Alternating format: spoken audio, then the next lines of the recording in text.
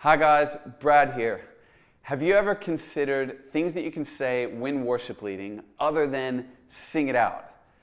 A few years ago, I was leading worship with Dean Usher in Melbourne, and we're plowing along. He's leading the song standing next to me. And in a moment, in the middle of the song, he said the words, "Don't let the band determine the level of your praise," when addressing the congregation. It caught my attention. I think I actually turned and looked at him because I realized that it's just something I had never heard anybody say before. The truth is our role as worship leaders, so much of it is teaching the congregation, teaching people how to worship, what it is and what we're doing and why.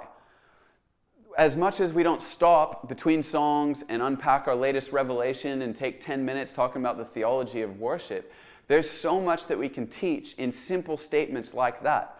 I went away from that service and actually set myself a challenge of writing 100 statements, one sentence, that actually teach something meaningful about worship, with the idea that that would just be a resource to me, that I could pick this one for this service and scroll down the list, cross that one off, this one for this service.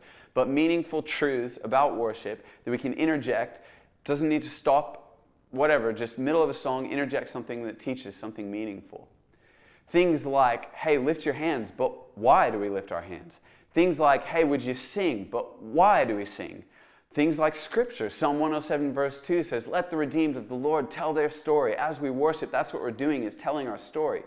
There's so much truth and so much that you can teach in simple statements if you just think about it, put some thought into it ahead of time. So my challenge for you would be, maybe not 100 things, maybe go for 100 things, but why not come up with 10 things of your own, truths about worship, truths about why we do what we do, that you can use to teach people. Write down 10 things and then use those this coming weekend when you're leading worship next. Grab a couple from that and go, yep, I can use this one, I can use this one. And that way, through our leading, we're actually doing something meaningful in teaching people why we worship and what worship is all about. Hope that helps. Go well. See you soon.